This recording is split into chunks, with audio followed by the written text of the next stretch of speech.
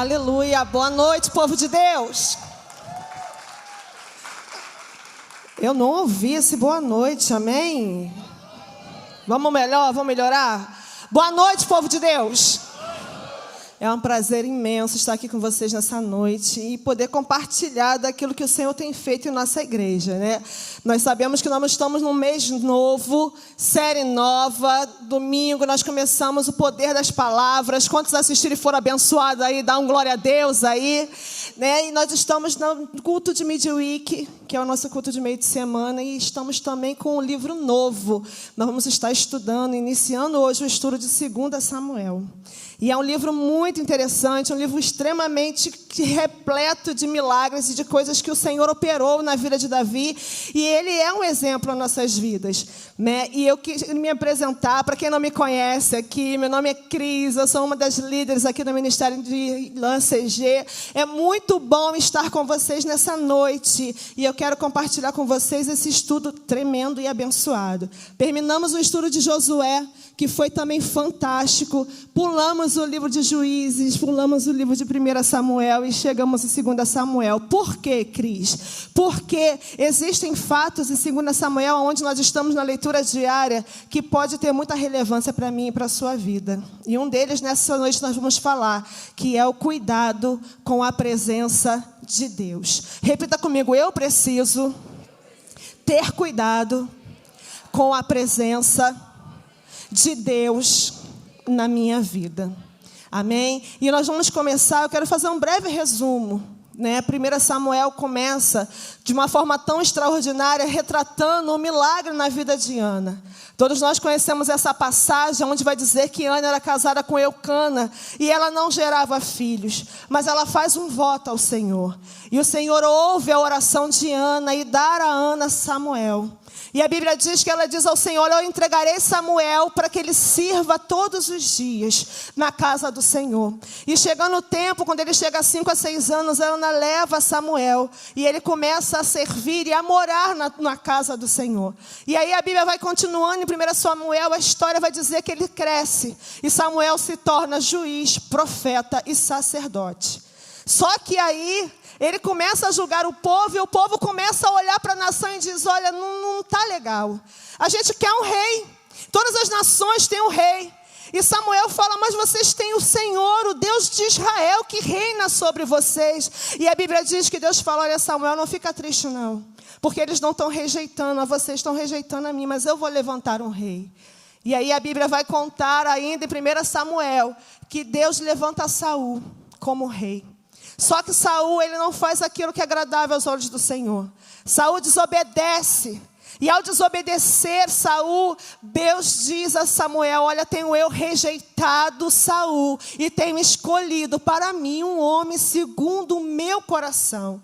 E aí eu paro para pensar nisso, porque Samuel, ele quando vai ungir a Davi, Davi não era um homem ainda formado.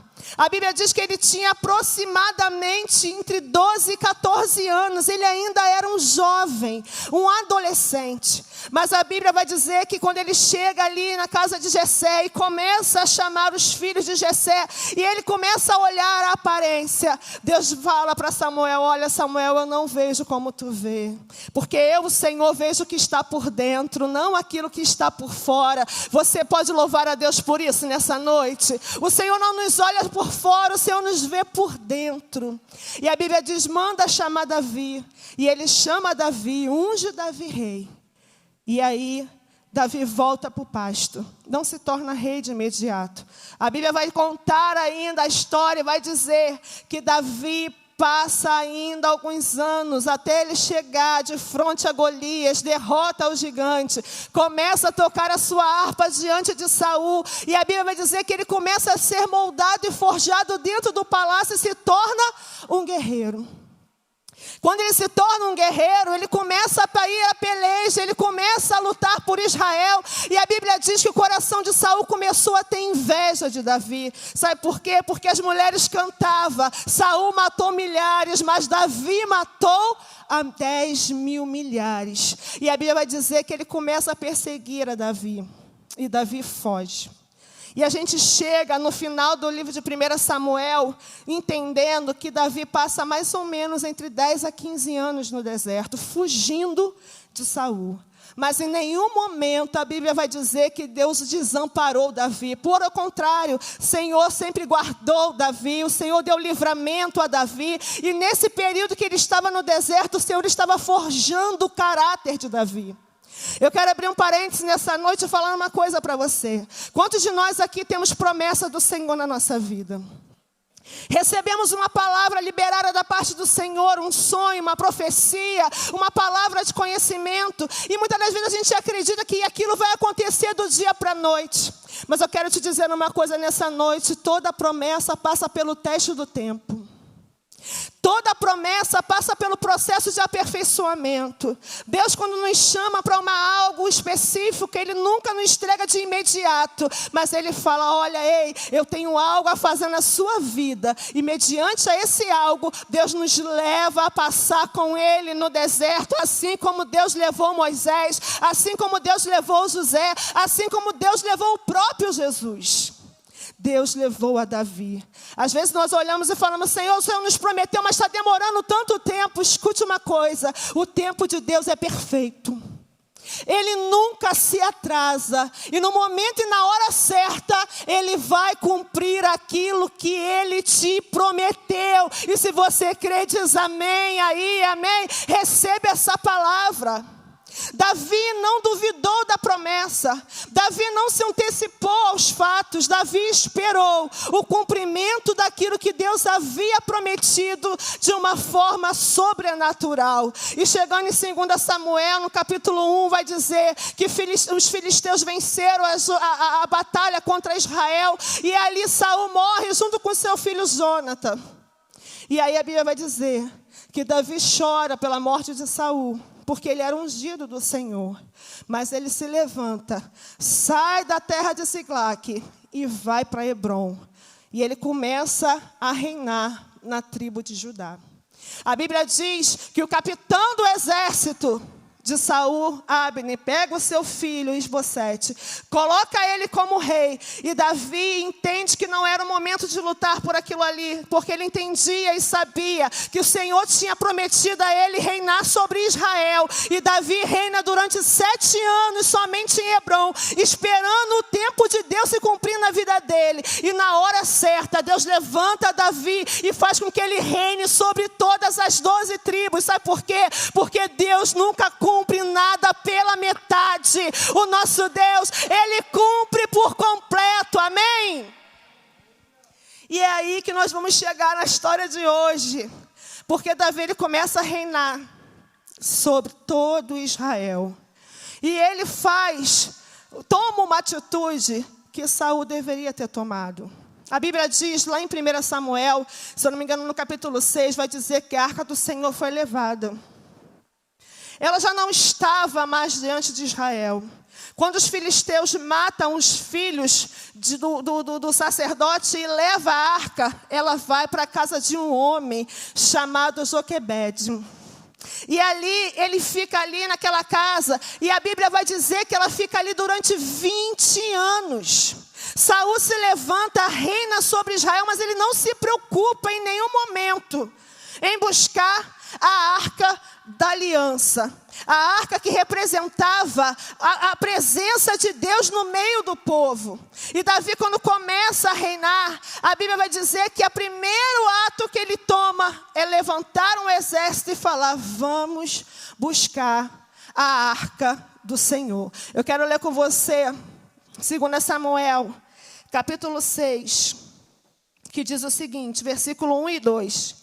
E tomou Davi a juntar todos os escolhidos de Israel, em um número de 30.000. E levantou-se Davi, e partiu com todo o povo que tinha consigo para Balaim de Judá, para levarem dali para cima a arca de Deus, sobre a qual se invoca o nome do Senhor dos Exércitos, que se assenta entre os querubins. A Bíblia vai dizer que Davi, no seu primeiro ato como rei, ele se preocupa em retomar a arca do Senhor. Nós conhecemos e entendemos que a história vai dizer que na época que o povo estava no deserto, lá junto com Moisés, Moisés faz aquela arca, né, uma caixa de madeira revestida de ouro e coloca ali alguns utensílios. Mas a maior simbologia que aquela arca tinha era representar a presença de Deus no meio do povo. E Davi entende que ele não podia começar a reinar sem a presença de Deus. Ele entende que tudo que ele passou e até onde ele chegou havia sido o Senhor que tinha feito na vida dele. E ele fala, olha, de maneira nenhuma eu vou reinar se o Senhor não estiver aqui comigo. E quando ele vai buscar a arca, de novo para trazer para Israel, a Bíblia vai dizer que ele vai sem consultar ao Senhor. Por mais que a intenção de Davi fosse verdadeira, por mais que a intenção dele fosse honesta e fosse sincera, concorda comigo que a boa intenção dele era válida, sim ou não? Sim ou não? Sim ou não? Sim, ele tinha boa intenção, mas Davi não consulta ao Senhor. Ele toma uma atitude por ele mesmo, impulsionada talvez por um sentimento de ansiedade. E quantas das vezes nós, quando estamos ansiosos, acabamos tomando decisões precipitadas sem consultar a Deus? Quantas das vezes nós, no momento de preocupação, de querer fazer algo, acabamos tomando de atitudes que nós vamos pagar um preço muito alto depois e falamos, por que eu fiz isso? E isso aconteceu com Davi.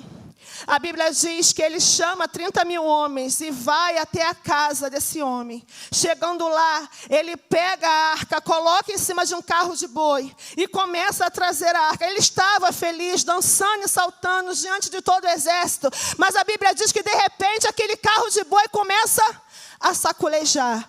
E no versículo 6, versículo 7...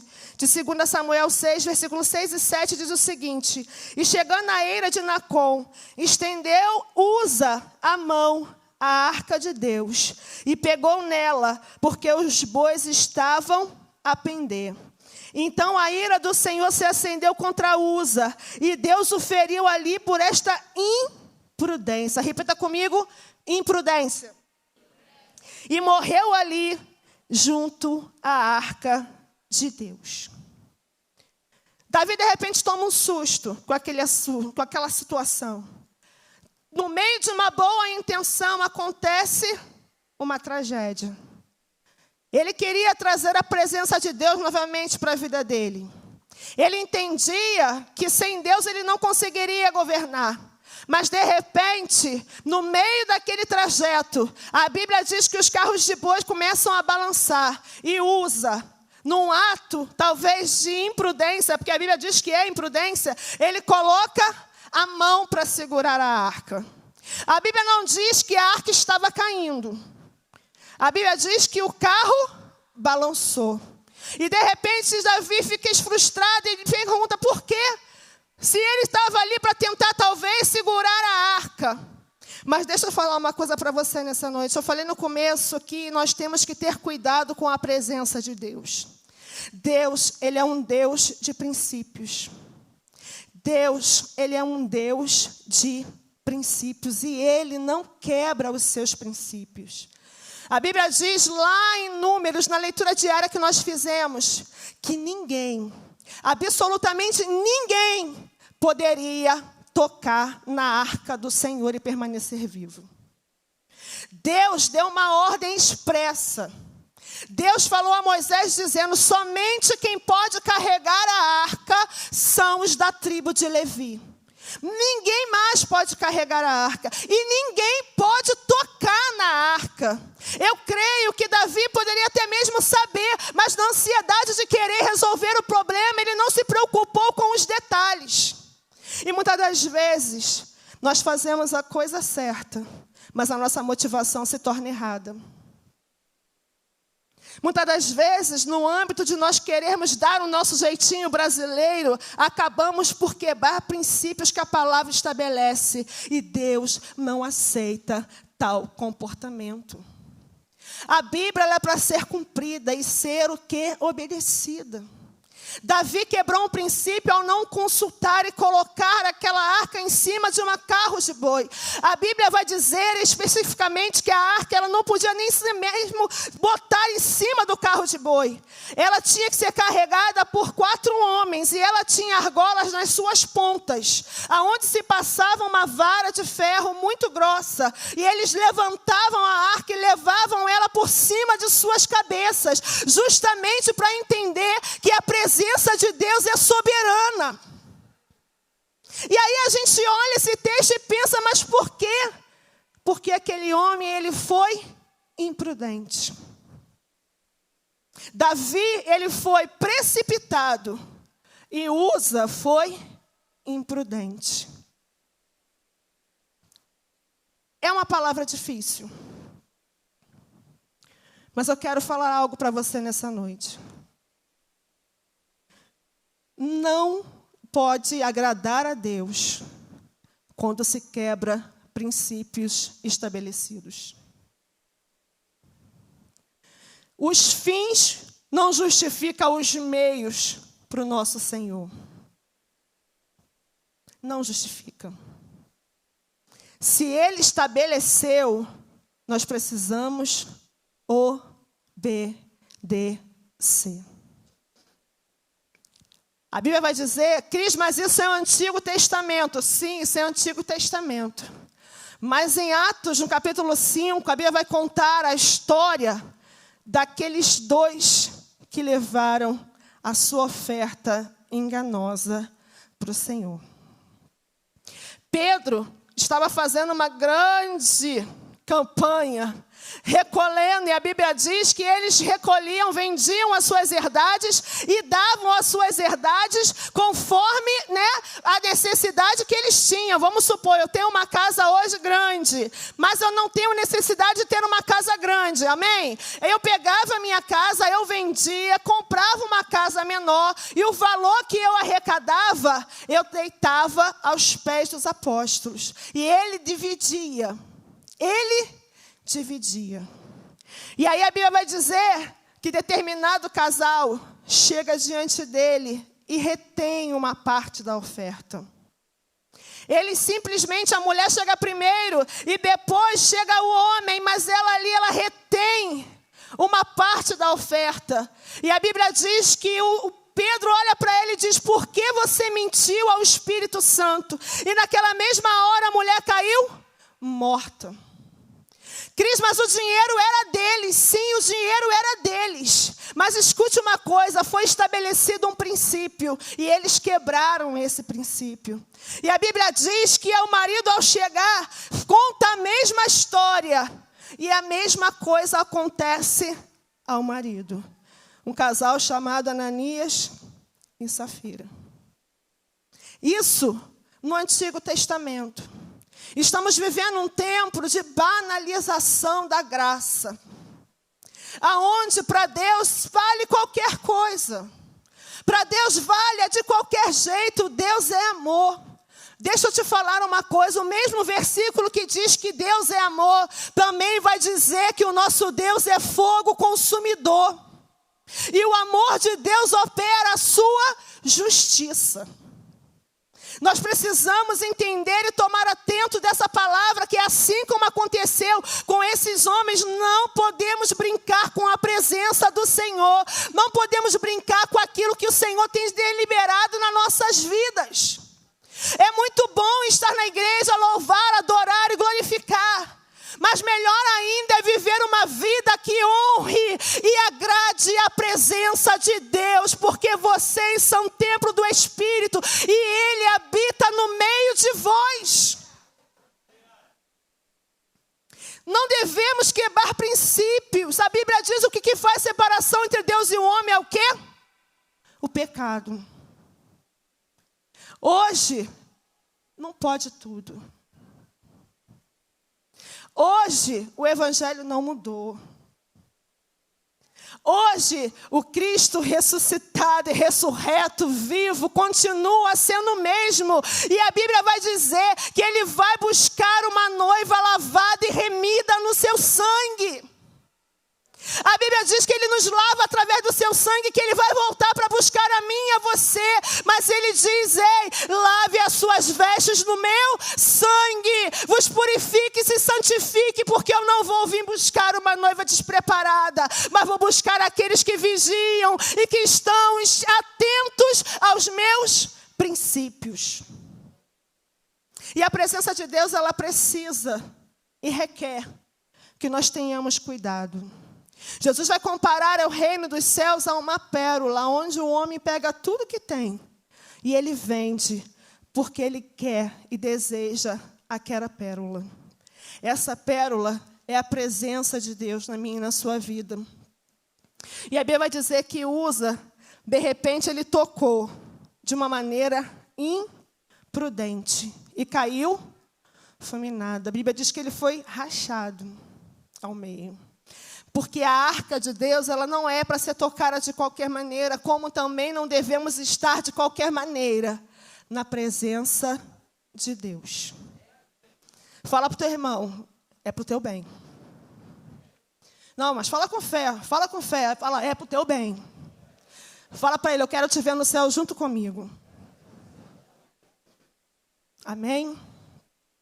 E aí, você me pergunta, mas Cris, a presença de Deus, ela se personifica como hoje em dia? Davi, quando ele entende que ele fez a coisa errada, a Bíblia vai dizer em Crônicas que ele consulta os profetas.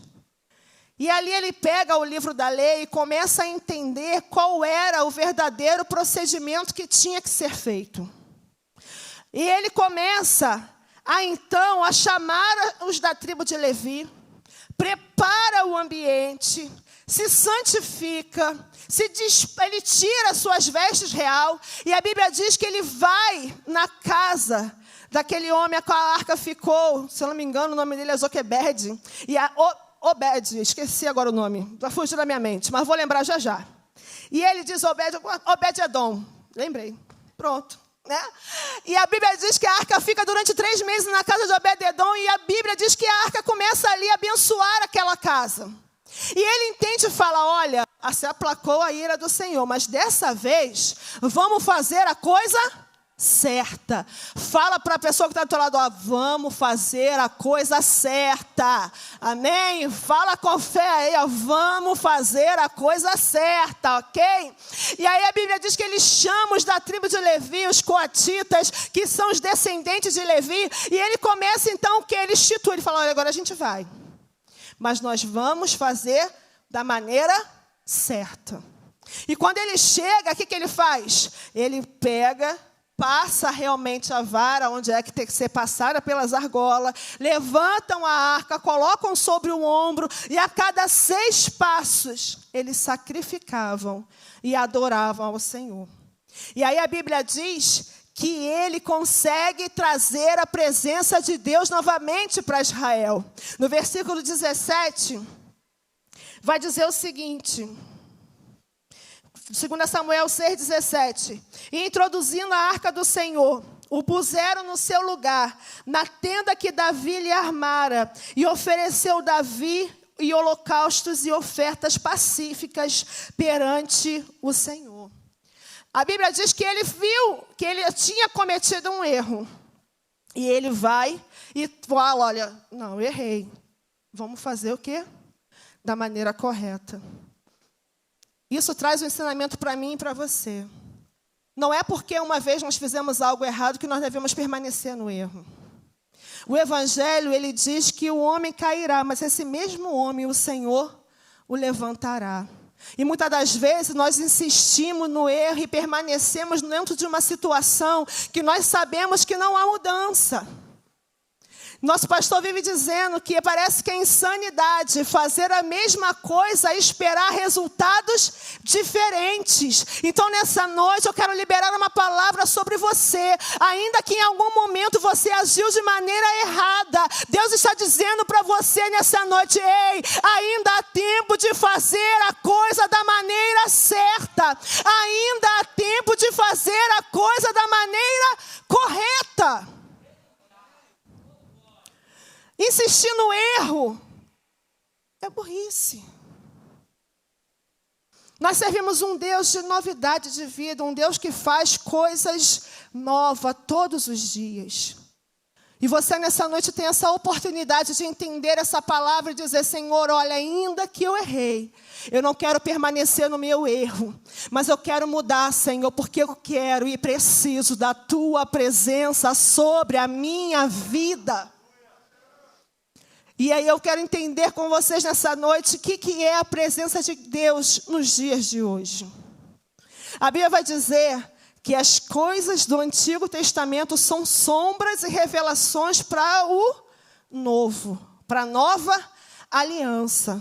Hebreus capítulo 7, versículo 22 diz: de tanto melhor aliança, Jesus foi feito o nosso fiador. Né? Jesus tornou-se por isso mesmo a garantia de uma aliança superior. Nós estávamos falando sobre a Arca da Aliança no Antigo Testamento. Mas o que é essa presença hoje? Hoje a presença da nova aliança é Jesus. Ele se fez a nova aliança. A Bíblia diz que a aliança antiga ela era falha, mas Deus envia o seu Cordeiro perfeito por amor e expiação do meu e do seu pecado. E a Bíblia diz que ao se entregar, ele se torna expiação pela humanidade. Todos nós conhecemos, vamos falar junto, porque Deus amou o mundo, que deu seu Filho unigênito, para que todo aquele que nele crê, mas tenha a vida eterna. Jesus, ele veio e fez o que? Uma nova aliança. E sobre ele está representada a presença de Deus. Mas, Cris, foi por um acaso que Deus fez a arca? Não. Tudo que existia na arca, o próprio Deus personificou em Jesus. A arca era uma caixa de aproximadamente 1,10 m de comprimento, com 70 de largura. A Bíblia vai dizer que ela era toda revestida de ouro por dentro e por fora. E ali era um metal, o ouro, como a gente conhece, é um metal muito nobre. Mas Deus, ele pega essa arca e coloca dentro dela 3 utensílios. Ele coloca dentro da arca um pote com maná. Ele coloca dentro da arca as 2 tábuas com as 10 mandamentos. E ele coloca dentro da arca a vara de Arão que floresceu. E aí, Cris, o que tem isso a ver? Preste bem atenção, porque na Bíblia nada é coincidência. Nada é coincidência. A Bíblia vai dizer que o maná, se você guardasse de um dia para o outro, acontecia o que com ele? Ele apodrecia. Mas aquele maná que estava dentro da arca, ele não apodrecia, porque a presença de Deus conservava o maná. E aí você pega e chega em João, capítulo 1, vai dizer o seguinte: e o verbo se fez carne e habitou no meio de nós. Jesus, ele é a palavra de Deus personificada. Ele é aquele que cumpriu tudo e todos aquilo que precisava ser cumprido. Jesus cumpriu. E ele diz lá em João 6 que ele é o pão vivo que desceu do céu. E aquele que comer desse pão jamais terá fome. A arca tinha o maná. E Jesus vai dizer: olha, Moisés vos deu o maná, mas o meu Pai vos dá o pão vivo. Aquele que come desse pão jamais terá fome.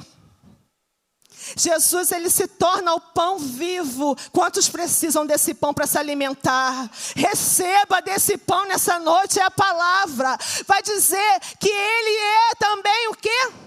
A própria palavra de Deus. Existia dentro da arca as 2 tábuas com as 10 leis, simbolizava a lei. Jesus vai dizer o seguinte: olha, eu não vim para abrogar a lei, mas eu vim para cumpri-la. Jesus, ele é a palavra de Deus. Ele vai dizer em todo momento: olha, as escrituras testificam sobre mim. Era guardada na arca a tábua dos 10 mandamentos, amém? Hoje, Jesus, ele é a palavra de Deus viva. E a Bíblia diz que essa palavra é que nos liberta, é essa palavra que nos salva, é essa palavra que nos transforma. Ele cumpriu todas as exigências, mas Cris e a vara de Arão. A Bíblia diz que estava uma guerra tremenda no arraial. E os homens falavam, olha, que negócio é esse? Se você botar Arão, né? Moisés estava puxando sardinha lá para o seu irmão. Escute uma coisa, Deus fala para Moisés, pega um de cada tribo, e eles com o seu cajado, e manda eles para a porta do arraial. A vara que florescer é esse homem que eu tenho escolhido para ser o sumo sacerdote, vai apresentar as ofertas diante de mim. E a Bíblia diz que todos eles foram. E quando chegaram diante de Deus, a Bíblia diz que a vara de Arão, ela floresceu.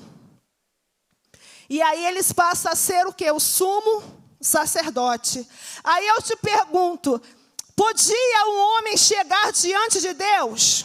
Não. Somente o sumo sacerdote entrava no Santíssimo Lugar. E aí vai dizer a Bíblia que Jesus, quando ele morre, o véu do templo se rasga de cima e embaixo. E nós podemos entender que ele passa a ser o nosso sumo sacerdote. Aquele que se apresenta diante de Deus e nos leva diante do Pai. Ele é o teu sumo sacerdote. E aí tu fala, mas a vara estava lá, estava, mas também nós temos um sumo sacerdote.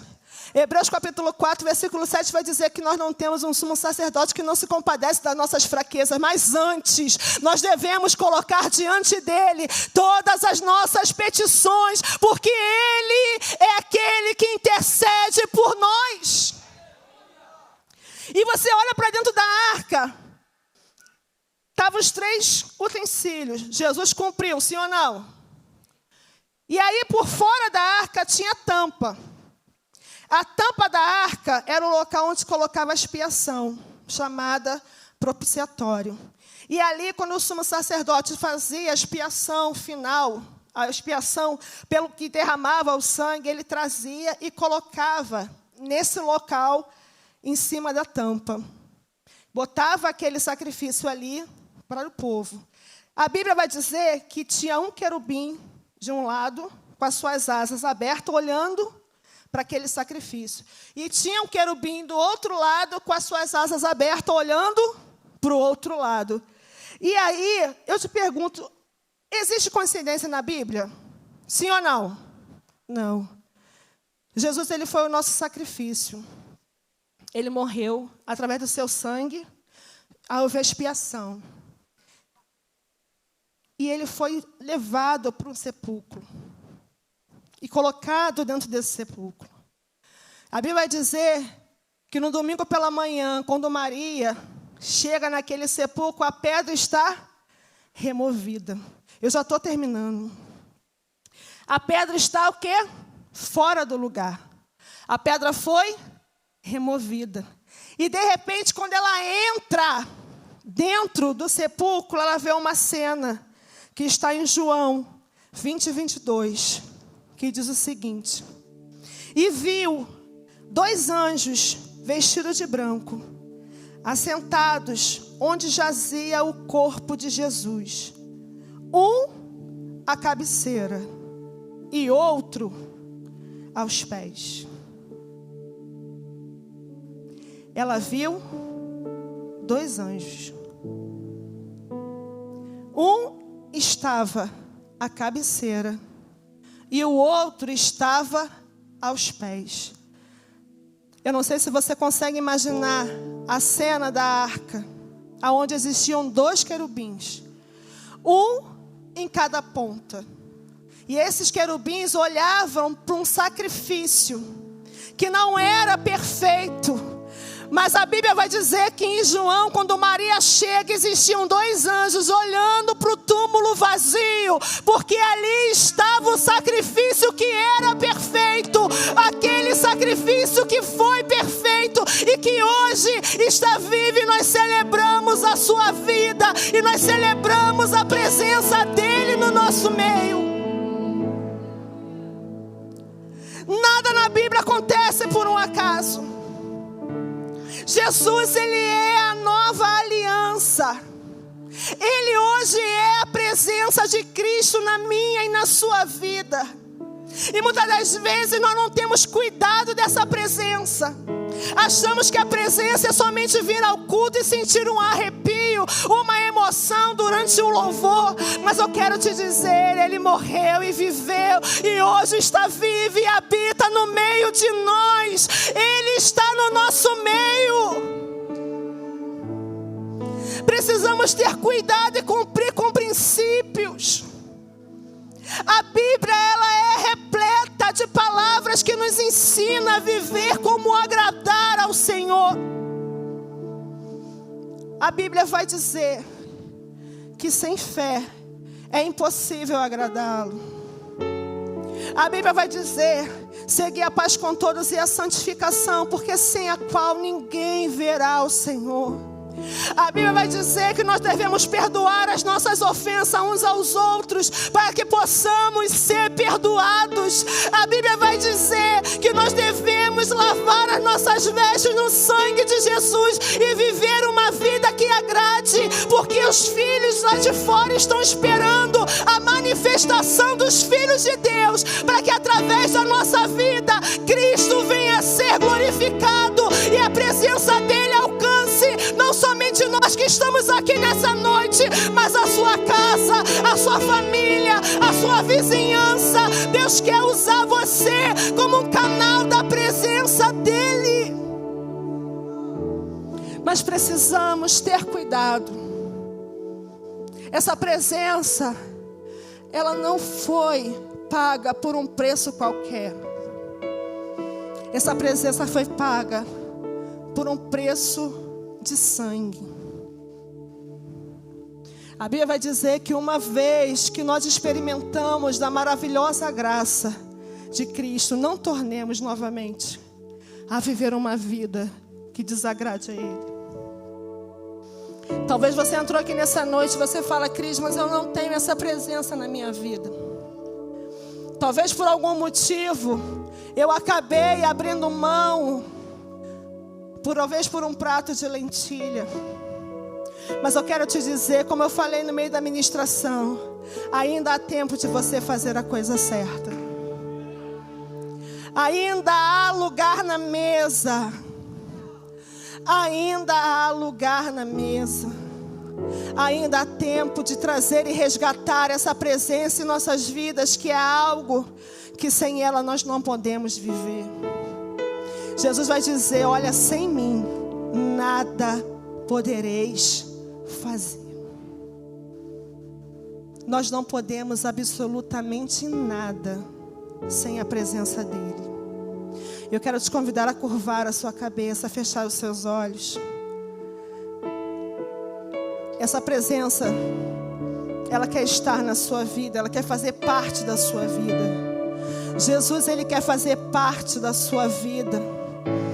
E ele não quer você somente por uma parte, ele quer você por inteiro. Talvez há algo em você que você diga: Deus, eu quero, eu preciso dessa presença, eu preciso realmente viver essa presença. E se há algo que te afasta, o Senhor está quebrando hoje, em nome de Jesus. Que você possa nessa noite receber dessa presença. Que você possa nessa noite receber dessa graça. Jesus, ele é a nova aliança e ele quer habitar dentro de você. Mas não é de qualquer maneira. Não é de qualquer maneira. Precisamos ter cuidado. Assim como recebemos algo de muito valor e tomamos cuidado, o que poderia ter mais valor do que a vida eterna que Cristo te deu? O que poderia ter mais valor do que a presença do Espírito Santo sobre a sua vida, sobre a sua família? Então tome cuidado. Nós vamos cantar um louvor. E eu quero que você fale com Deus: Senhor, eu quero e eu preciso dessa presença. Senhor, se há algo em mim que ainda me afasta de viver um relacionamento perfeito contigo, Pai, eu te peço em nome de Jesus, retira e transborda em mim a tua real presença em nome de Jesus.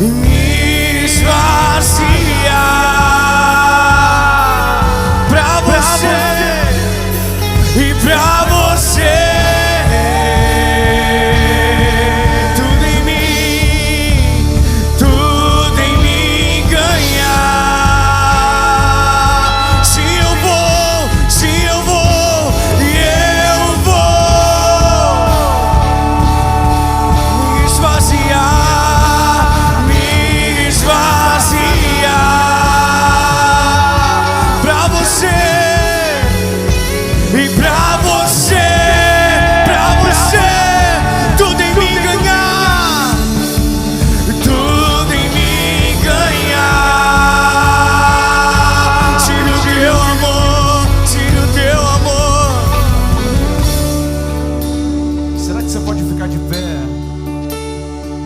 ainda com seus olhos fechados.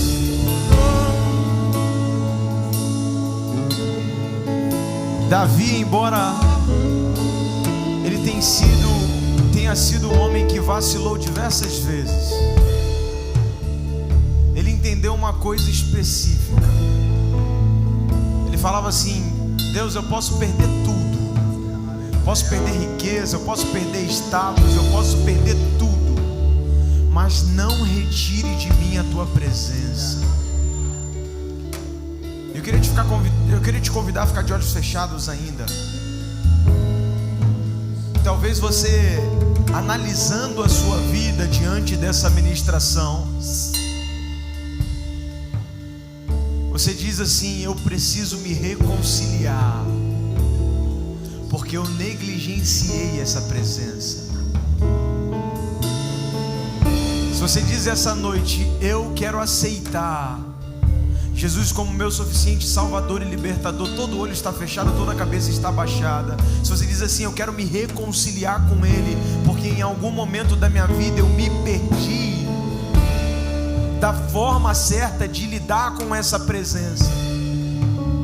Se essa pessoa é você, levante a sua mão com ousadia. Levante a sua mão bem lá no alto. Somente eu estou te vendo, amém. Amém, estou vendo 3 pessoas da galeria, mais uma pessoa aqui embaixo, 4 pessoas. Aleluia. Se essa pessoa é você, levante a sua mão com ousadia. Levante a sua mão com ousadia. Eu quero orar pela sua vida. Levante a sua mão com ousadia. Amém. Mais uma pessoa na galeria. Aleluia. Pode abaixar sua mão. Aleluia. Eu convido toda a igreja em voz alta a repetir essa oração. Diga assim comigo: Senhor Jesus, obrigado por essa palavra. Entre na minha vida, transforme a minha vida, renove a minha vida. Eu te aceito como meu suficiente Salvador e Libertador da minha vida. Escreve o meu nome, diga mais alto: escreve o meu nome no livro da vida, em nome de Jesus. Amém. Amém, aplauda o nome do Senhor Jesus. E cante isso com toda a sua força. Cante isso, declare isso. Que nós possamos nos esvaziar de nós mesmos. Que nós possamos ser cheios da presença dEle. Aleluia. E pra você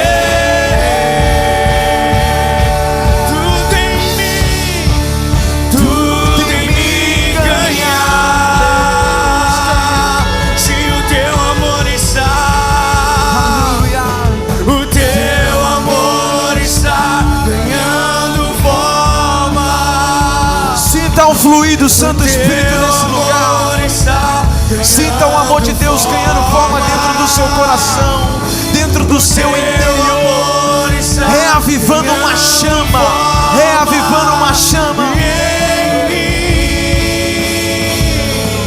Se eu vou, eu vou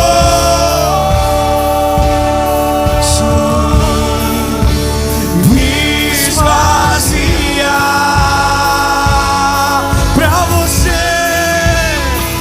pra você.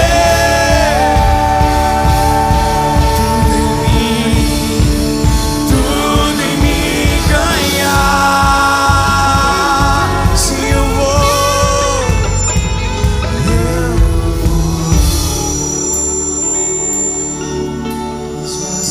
Você foi abençoado aqui essa noite? Você foi abençoado aí? Levante uma palavra de adoração a Ele. Levante a sua voz diante dEle. Glorifique o nome dEle, querido. Diga assim: Santo é o Senhor Jesus, poderoso. Ele está fazendo grandes coisas no meio de nós, amém? Aleluia, glória a Deus, que maravilha de palavra. Espero que você tenha sido tocado no seu coração tanto quanto eu fui. Sou Paulo, pastor do Campus Online, e é uma alegria imensa te receber aqui e apresentar a nossa igreja Luz das Nações, Elan Church. Saber que você está aí do outro lado da tela, nos acompanhando, e não apenas isso, mas participando do culto conosco, é uma alegria imensa. Quero que você saiba que a nossa missão é alcançar pessoas como você e levá-las para cumprir todo o chamado e propósito de Deus na sua vida.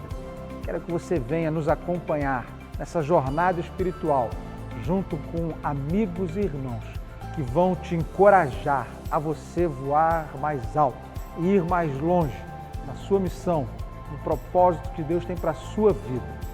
Quero que você participe conosco escrevendo também nos comentários através do Facebook e do YouTube.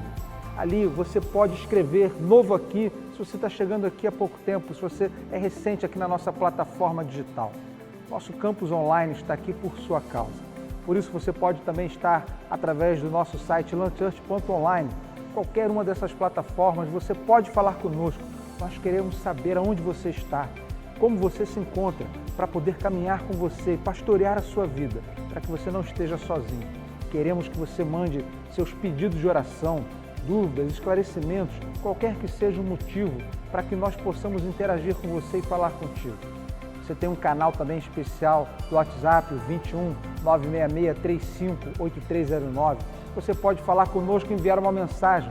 Escreva ali, mande uma mensagem para o WhatsApp se você é novo aqui, se você está chegando agora, ou se você ainda não é membro da Elan, mas está aqui vindo participar dos nossos cultos. Queremos saber aonde você está. Queremos lhe dar boas-vindas e te dar um abraço, ainda que virtual, mas com amor real no coração. Nós somos Elan, amando Deus, amando você, Elan.